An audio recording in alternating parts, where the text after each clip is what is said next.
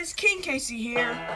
Along with TJ as your co-host. And welcome back to the Oxion Arc Dungeon Battle Recap Floor 2. We got a good set of battles for you guys this week. Despite the fact that we're running behind a little. Yeah, we've had some things that we need to do, so probably the videos will be a bit late, but that's fine. We'll eventually get caught up. And as the time of the recording this, we're about halfway through floor 3. Yeah, which the statistics are looking interesting for that one. You'll just have to see what we mean by that in the next episode of the Oxion Arc Dungeon Battle Recap. But I hope you guys go on to enjoy this video. Make sure to leave a like, comment, subscribe, hit the bell to see all of my future videos. And let's get right into it with battle number 1. But before we do that, TJ, would you mind taking a look at Venom's team? Yeah. Venom is, first off, a little background. Venom was a corruption from the Spider-Man universe, and he's known as a symbiote. Which, if you're a Spider-Man nerd, go for it, because I'm not one of them. Anyway, Venom's team is all Shadow Pokemon, as expected. He has Arbok, Mightyena, Luxray, Breloom, Latios, and Suicune. A very interesting team, I must say. Yes, however, all of his Pokemon have common weaknesses that can be exploited. Yeah. Now, as we were going on, the first person to attempt to take down Venom is Andre. You know this guy as number 25th in the rankings. Yes, he's a very strong trainer, as he showed and proved in Tournament 13. Yeah. Now, moving on to his team.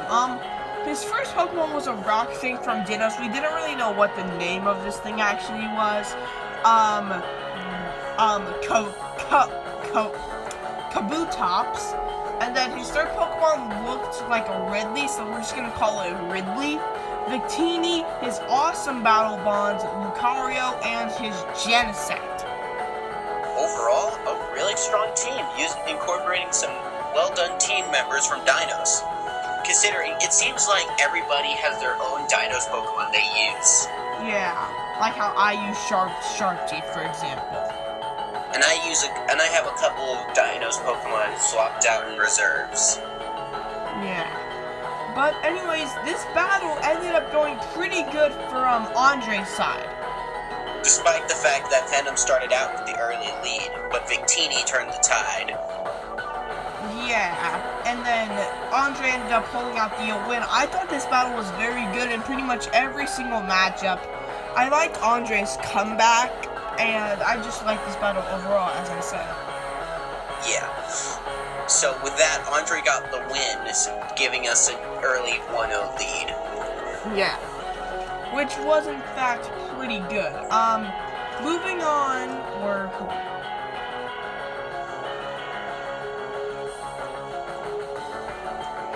Alright, well, we're moving on to the second contestant that tried to take on Venom. We have your boy Talon.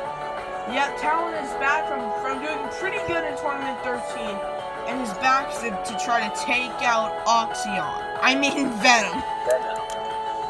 But first, a few of my friends that joined me and others in this one.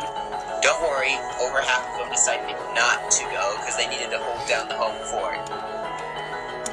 Yeah, and so it won't be flooded with TJ's friends and family.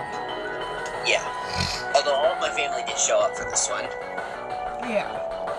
Anyway, Talon's team was Sceptile, his really strong Lucario, his Gliscopod, a shiny Genesect, his shiny Battle Bond Golder, which still looks awesome by the way, and a legendary he used back in Tournament 9, Zygarde 100%.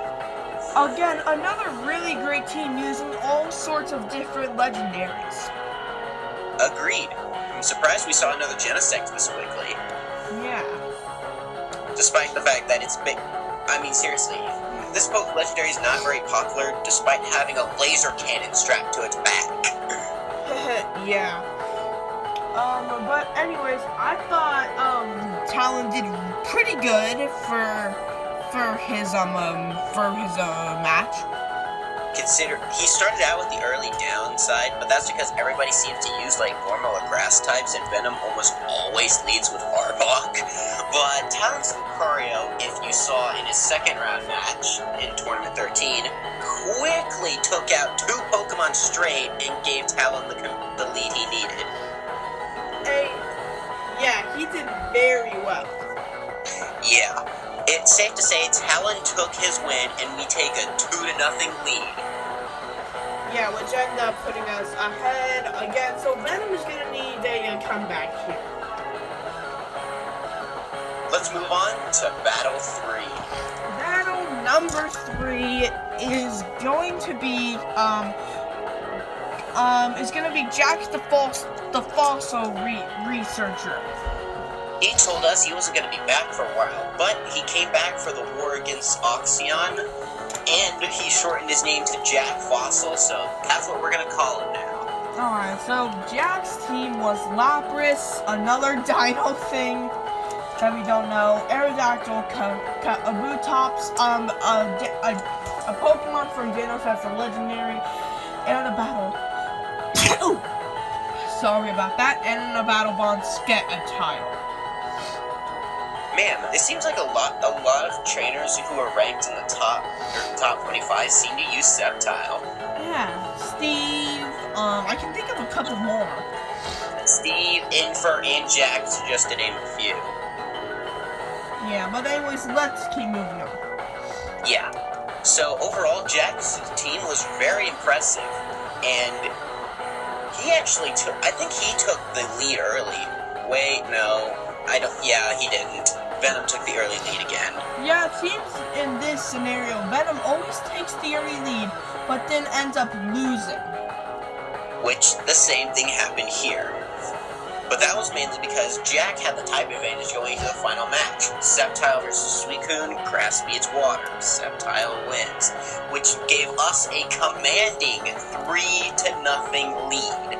Yeah, so pretty much, if we can pull off any victory if we just pull off one victory, we would have won. And there was still a trainer pretty high in the rankings left to go. And another one who's well known as a pretty tough trainer. Yeah, so pretty much Venom was not looking good. So let's move on to contestant number 4, JD Diamond. I'm sorry this fight had to end the way it did. Yeah. Sorry, Gold. Yeah. Anyway, JD Diamond's team was Talonflame, Goodra, Sceptile, Mega Beedrill, guess that runs in the family, Darkrai, and Zekrom. Overall, his team's really strong, and it looks like he was perfectly prepared for Venom's team in a specific order, but Venom swapped around his team order. You'll see by the end. Yeah, which kind of messed up JD Diamond and getting him down, and he had the disadvantage pretty much most of the at out of it. By the end of it, when he had to use Darkrai, he was expecting Gladios, but Suicune came out instead. Yeah, and just demolished Darkrai, and then the final Zekrom took out Suicune pretty quickly, but Gladios had a massive speed advantage, which Venom won. So it was 3-1 going into Battle 5. Yes, but obviously... But that's okay. We know who's next. Yeah, this was an interesting one, let's just say that. The 5th contestant to take on Venom was, you know him, GP. Ranked number 20 and the highest ranked trainer on this floor. Yeah. So his team was Howling Charizard, his normal Greninja, who he actually didn't use as Battle Bond this time. You'll see what that is in a minute. Alright. And also, his team consisted of Legendary Noivern, Volcanion, a Battle Bond Cheetor, I don't know how he got that thing, and his Mewtwo. Well, slap another counter on that one. Yep. But anyways, GP's team was looking pretty good this time. I'll give him that. Yes, I agree. I think it was actually, even though we question the logistics of his She-Car battle bonding, when you look at the greater picture, it's actually a really smart play. She-Car is an Ice and Dark type, and what's Latios' two types? Psychic and Dragon. Pretty much a very good way to do it, and he ended up winning this battle because of good and Pokemon picking and pretty much just being good in the rankings, managing with intelligent play, Greninja Production won, and which gave us, we've already cleared the floor, 4 wins to 1. But as last time, we still have 2 more battles to go. Man, we cleared this floor a lot quicker. Yeah, but we still have 2 more battles to go, so I'll let you take it away with the 6th contestant. Now, one thing to say about contestant 6, there are several trainers who easily could have made up spots in rankings, but they just missed out. Contestant 6 is one of them. And no, I'm not just saying that because I'm biased, and by that you know who I'm referring to. Yeah, it's someone from my family group, and it's my dad, Tom. Yeah, I agree. He barely missed out on the rankings. He's a very good trainer. The only reason why he probably wouldn't make the rankings list is because, well, he hasn't had too many battles and he has a losing record. Yeah. Maybe this will put some boost in his confidence. Mm-hmm. Anyway, my dad's team was pretty similar to old teams. He has his powerful Manectric. He has his Garchomp, which if you saw in the Family Clash, frickin' put work in. Yeah. His Shiny Blade, which I've hyped up as being as strong as some of his ace Pokemon. One of his legendaries, which you might never expect, Tornadus Therian form. Yeah, you barely see these guys, and normally it's the Landorus or Landorus Therian form. Because that thing has a chokehold on the metagame. Mm-hmm, it does.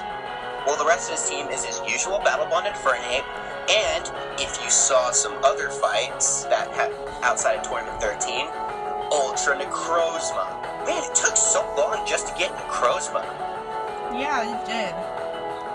Anyway, this fight was awesome.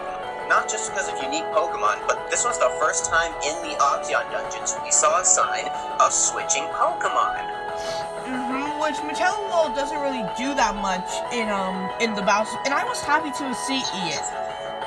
Yes, and it was actually smart play, because at this time, Venom had sent out Breloom, and Gallade was looking a little exhausted. So he swapped out Gallade and brought in Tornadus, which is pure flying, which quickly dealt with Breloom, and ended in a draw with Luxray. Funnily enough, Tornadus versus Luxray was one of my favorite matchups in this fight. Agreed, it was for me too. The same would go for Ultra Necrozma versus Suicune, since Necrozma quickly dealt with Latios.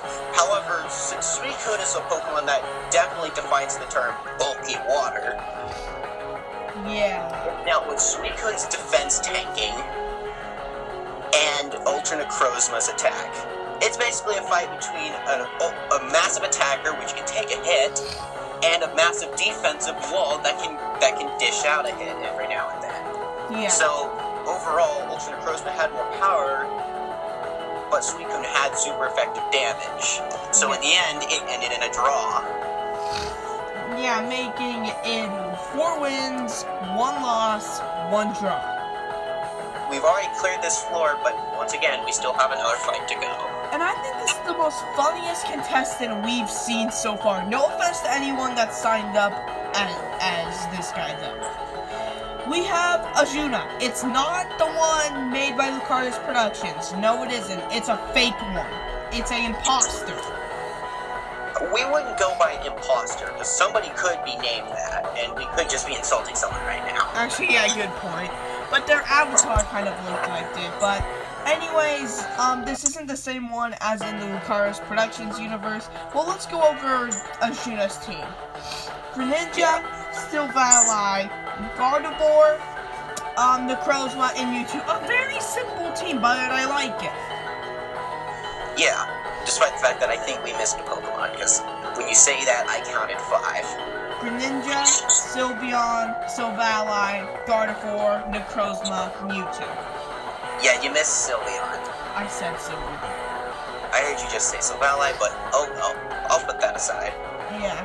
Anyways, I thought that Azuna actually had a pretty good match against Venom. Despite this fact, Venom was kind of already pissed that he lost, because after Greninja's productive battle, the fights just got harder for trainers to win. So there's usually probably not a way for this Asuna to win. And this was actually the first time we saw a 5, only Venom had to use 5 Pokemon to win. It seems the fact that when Venom won, his last Pokemon he used was Latios. Yeah, so maybe if he used Latios as his last bit more, he may have gotten a bit more victories under his belt. Or would have fared better. But let's face it, Venom's one of those fighters that's overly aggressive. Yeah. So in the end, with this Asuna's loss, we still cleared the floor, but it ended with 4 wins, 2 losses, and 1 draw. Not bad. Same as Benedict. Yeah, the same. But we're still not done yet, because if you looked at the thumbnail, there was something going on behind the scenes that happened right after the final match. Yeah, this guy and the Garchomp looming behind you were probably wondering what the heck are those guys doing here. Let's explain that right now. Now, most of you who are a fan of the anime of this character is used for, you'd think, wait, why is Jalal here with a Garchomp? This is not Fairy Tail, so don't worry about that. Yeah. This guy is known as Brian Michael, who's a sister of Valentine Michael, a character, well, we'll explain when we decide to record and upload part 2 of Oxion Arc Specials. Yes, we're trying to work on that one. But anyways, yeah, moving on. Yeah, Brian Michael and his partner Garchomp were dealing with Shadow Warriors, basically clearing out everything from the second floor. Meanwhile, since everybody else who wasn't back in battle was either spectating in the stands, or they were like me, Casey, Gold, and Michelangelo, fighting a bunch of Shadow Warriors ourselves. Because we can do what we want. In Discord roleplay. Yep. Yeah. At this time, Brian Michael stumbled upon a secret room, which, who else was there but Dark Michelangelo? Something else will explain once we get around to part 2 of the specials. We will. Yeah. Basically, Dark Michelangelo was basically putting evil armor on all of Michelangelo's corrupted Pokemon. However, one of the Pokemon rebelled, Articuno. Dark Michelangelo beat the tar out of it and left. Yeah. Brian Michael picked up Articuno and basically decided he was going to set free all of Michelangelo's Pokemon. Which, if we do get around to part 3, we'll explain stuff that happened of the Oxion stuff. We'll talk about it from Discord roleplays. Yeah, which will add a bit more in depth to the stuff that is happening. But anyway, that's all for 2. So, before we wrap up this video, Casey, since we did not do this in front of everybody else, what did you think of your favorite match was from Floor 1 and Floor 2? My favorite match from Floor 1, I can't really remember them. I think that Kirby fans match. Well, I'd have to agree on Kirby's fans match being amazing. I'd have to go with Dim Pugh's match being just a little bit better. Now, granted, I prefer Kirby fan, but Dim Pugh really proved how strong he was, even though he has a losing record. Yeah, and for Floor 2, it would probably have to go to GP. Well, I do agree GP's intelligent play was good. I'd probably have to go with... It goes down to 2 people, Jack or Tom. But I'm not going to be biased and give it to my dad, so I'll give it to Jack Fossil. he also made intelligent plays like GP did. Yes, and yeah, everyone did good on this floor, and floor 3 is going to be up against a very interesting minion. We'll just say it now. People on floor 3 are gonna have a bad time. But before we do, should we at least tell them who is fighting on floor 3? Yeah, good point. I'm just gonna remember some I remember off the top of my head. I can give it in order if need be. Okay, you can do that. First, I probably won't give this in order, but a couple of these trainers will be interesting. First off, one of them will be my mom, Sandy, who finished in the top 16 of Tournament 13, losing to Stephen Michael. Yeah. But there were a couple others that were known. Serena, Doungeon, Free, and then there's the 3 big ones. These will go in order of their rankings. First, Shepard. He'll be the last one to battle and rank number 21. Yeah, a very strong trainer. And as for the remaining 2, boy, while other trainers who are ranked are already here, this is the first time we're going to have trainers who are ranked in the top 10. Yeah, and they are big ones. And which one of them is battling today? And one of them battled up first at the start of this week, which that one is rank 10 Infer. Yep, Infer, and the final one, Alexander. Rank number 6, and this is going to be interesting. Now, what we said earlier about they're going to have a bad time, anyone who's played the game that we mentioned that from already knows who this is. Either that or they just already watched the videos. But we're not going to spoil it. At least not yet. Yeah, but anyways, do you have anything to say, TJ, before I wrap this up? Well, here's one other thing I'd have to say. If any of you are interested in joining the Cards Productions Battle Simulator, do so. It is well worthwhile. Also, watch the original videos, because these are just our brief summaries over what we thought happened. Yeah, these videos are a lot more in depth. Yeah, and I think that's it. Yeah, make sure to join the Battle Simulator if you're interested by these videos, and who knows, you may be in one of these videos as a trainer we go over. Especially come tournament recaps. Yeah, which will be back one day. Anyways, guys, I hope you guys go on to enjoy this video. Make sure to leave a like, comment, subscribe, hit the bell to see all of our future videos, and I'll see you guys in the next one. Bye.